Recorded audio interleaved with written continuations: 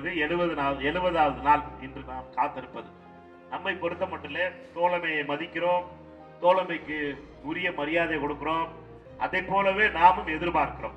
நாம எதிர்பார்ப்பதெல்லாம் நம்ம சில தோழர்கள் மைக்க பிடிச்ச உடனே ரொம்ப உணர்ச்சி வசப்பட்டு பேசினாங்க.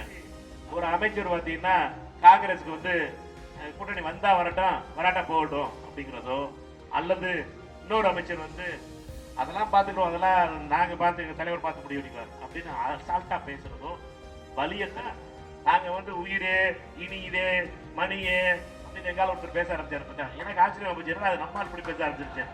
உங்களுக்கு ஒரு பேச தெரியாது. அதனால நம்மளை பொறுத்த வரைக்கும் சாதாரணமா அண்ணனா அண்ணன்போ, தம்பினா தம்பிமோ, சகோதரனா சகோதரம். காங்கிரஸ் கட்சி எந்த நிலையில இருக்குங்கிறத நம்ம புரிஞ்சுக்கணும். காங்கிரஸ் கட்சியை பொறுத்த மட்டும் அருமை தலைவர் ராகுல் காந்தி அவர்களும், அருமைக்குரிய காங்கிரஸ் கட்சியுடைய தலைவர் பெரியவர் எதிர்கட்சி தலைவர் மல்லிகார்ஜுன் கார்கே அவர்களும் நம்மை பொறுத்த மட்டும் இந்தியா கூட்டணியை ஒருங்கிணைத்து செல்வதற்காக கடுமையாக போராடி கொண்டிருக்கிறார்.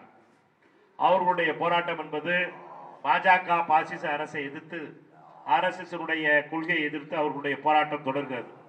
அந்த போராட்டத்திலே நமக்கு கூட்டணி கட்சிகளாக இருக்கின்ற கட்சிகளோடு சேர்ந்து நாம் பணியாற்றி கொண்டிருக்கிறோம். தமிழகத்தில் திமுகவுடனான கூட்டணி என்பது 2016 தொடர்கிறது. நடுவில் 2014 எல்லாம் போச்சு.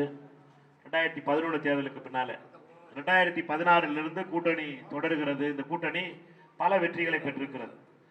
இந்த நேரத்தில் காங்கிரஸ் கட்சியினுடைய தலைமை திரு கிரீஷ் கோடங்கர், காங்கிரஸ் கட்சியினுடைய பொறுப்பாளர் திரு கிரீஷ் கோடங்கர் அவருடைய தலைமையில குழு அமைத்து டிசம்பர் 3ஆம் தேதி குழு அமைக்கப்பட்டது. அந்த குழு இன்றைக்கு தேதிப்படி பார்த்தீங்கன்னா எத்தனை நாள் ஆச்சு? 70 நாள் ஆச்சு. இன்னைக்கு 70 நாள் ஆயிருக்கு. காங்கிரஸ் கட்சியினுடைய குழு பேச்சுவார்த்தைக்கு காத்திருக்கிறது. பிப்ரவரி 22ஆம் தேதி குழு அமைக்கப்படும் என்று திமுகவினுடைய தோழமை கட்சியினுடைய அறிவிப்பு வந்திருக்கிறது. அது வரைக்கும் காத்திருக்க வேண்டியிருக்கிறது. 70வது நாள் இன்று நாம் காத்திருப்பது. நம்மை பொறுத்த மட்டிலே தோழமையை மதிக்கிறோம், தோழமைக்கு உரிய மரியாதை கொடுக்கிறோம். அதை போலவே நாமும் எதிர்பார்க்கிறோம். நாம எதிர்பார்ப்பதெல்லாம் நம்ம சில தோழர்கள் மைக்க பிடிச்ச உடனே ரொம்ப உணர்ச்சி வசப்பட்டு பேசினாங்க. நம்ம என்னை பொறுத்த மட்டிலே நாம் வரம்பு மீறி பேசக்கூடாது. காங்கிரஸ் கட்சியை பொறுத்த மட்டிலும் கட்டுப்பாடுள்ள கட்சி, ஜனநாயக கட்சி, ஆனால் கட்டுப்பாடோடு இருக்கணும். நம்முடைய தலைமை கூட்டணியிலே இப்பொழுது திமுகவோடு பேசிக் கொண்டிருப்பதற்காக குழு அமைத்திருக்கிறார்கள். நம்ம ஒரு பெரிய கப்பல் மாதிரி. காங்கிரஸ் கட்சி சின்ன போட்டு கிடையாது. நம்ம சின்ன ஜாதி கட்சியெல்லாம் இருக்கும், லெஃப்ட்ல இண்டிகேட்டர் போட்டு ரைட்ல திருப்பிடுவாங்க. அதெல்லாம் காங்கிரஸ் கட்சி பண்ணாது. காங்கிரஸ் கட்சியை பொறுத்த மட்டும் நம்ம பெரிய கப்பல். கப்பல் திரும்புறதுக்கே லேட் ஆகும், ஸ்டார்ட் ஆகிறதுக்கே லேட் ஆகும், மிஷின் ஆஃப் பண்ணினாலும் லேட் ஆகும், திருப்பி ஸ்டார்ட் பண்ணினாலும் லேட் ஆகும். எல்லாமே டைம் எடுக்கும். நம்ம திரும்பணும்னாலும் டைம் எடுக்கும். அதனால நம்ம திரும்புறதை பத்தி நம்ம யோசிக்க வேண்டியது. நம்ம நேரம் போய்கிட்டு இருக்கோம். நம்மளை பொறுத்த மட்டும் இந்த கப்பலை பொறுத்த மட்டும் கரெக்டான கரை சேரணும், கரெக்டான லட்சியத்துக்கு போகணும் அப்படிங்கிறது நம்ம எல்லாருடைய வேண்டுதல். நம்மை பொறுத்த மட்டும் நம்ம கேட்பதெல்லாம் மரியாதை. நம்ம கேட்பதெல்லாம் வேற ஒன்றும் இல்லை, சொத்து சோகம்லாம் கேட்கல, மரியாதை தான் கேட்கணும். மரியாதை, அன்பு.